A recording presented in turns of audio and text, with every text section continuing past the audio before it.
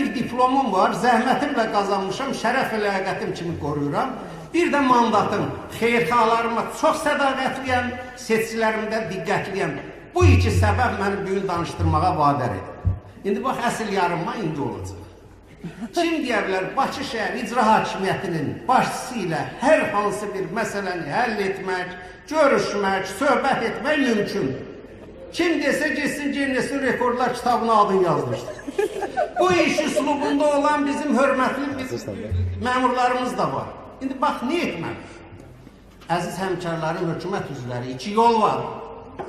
Bir yol, razılaşmaq, nəyimə lazımdır, məndən keçdi, qardaşıma dəydi, başını yaşığa salmaq, poetik dildə desək, əsli Kərəm dastanındakı gedib Kərəmin gününə düşmək.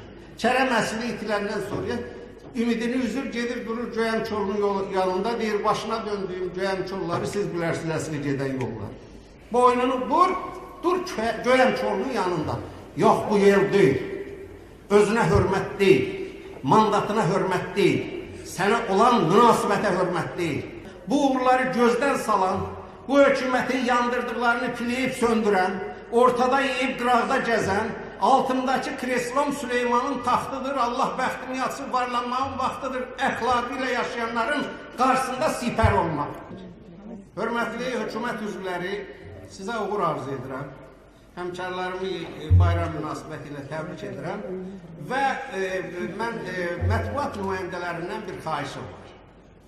Mən bəzən çıxışlarımda doğrudur, emosional tonlarla yükləyirəm, notlarla yükləyirəm çıxışlarımı.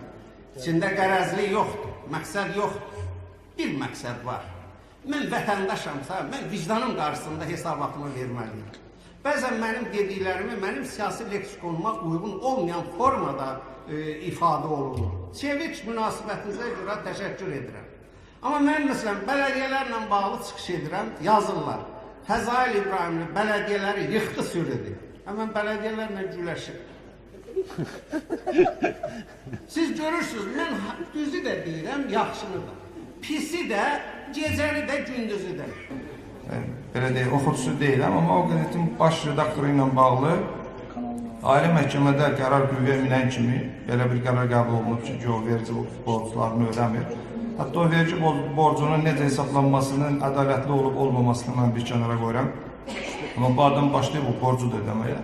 Amma artıq buna, yəqin ki, sabah bir sürücünün işinə baxılacaq. Məhkəmədə mən mətbuatdan bunu oxudum.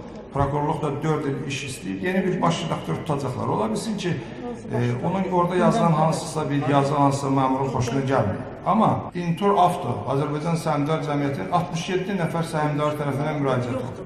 Xahiş edirlər ki, bizim binamız Baş şəhər icra hakimiyyəti tərəfindən 4 mərtəbəli bina sökülüb və bugünkü günə qədər Ali məhkəmənin də qərarı var. Məhkəmə qətnaməsi yerinə yetirilir. Baş şəhər icra hakimiyyəti deyil, mənlik deyil. Vergilər, üzr istəyirəm. Buna Maliyyə Nazirliyi baxmalıdır. Maliyyə Nazirliyi deyir ki, bu məsələ bizlik deyil, Baş şəhər icra hakimiyyəti bu məsələ həll edilməlidir. İndi bu qədər səhmdarların mülkiyyət hüququ pozulub. Halbuki Konstitusiyanın 29-cu maddəsinə görə burada qeyd olunub ki, dövlət ehtiyatları üçün mülkiyyətin bölgənin ikiləşdirilməsinə yalnız qabaqcadan onun dəyərini ədalətli ödəmə şərti ilə yol verilir. Yəni, bu onda ayrı seçkilik nədir? Bir halda bir kasıb yetimin barəsində məhkəmə qətnaməsi qüvvəyə minən kimi dərhal deyilir ki, sən bunu icra eləmədin, səni təzədən cinayət işi qaldırır, həbsə atacaq. Amma başqa bir halda isə heç bir tədbir görülmür. Bu bir nümunədir mən bugün çəkdim. Belə nümunələr fikir etməlim, həddindən artıq çoxdur. Və mən bunu ona görə söyləyirəm ki, inanın mənim səmimiyyətimə, bu sahədə yəni xalqı hökumətdən, prezidentdən narazı salan ən ciddi sahələrindən biri budur.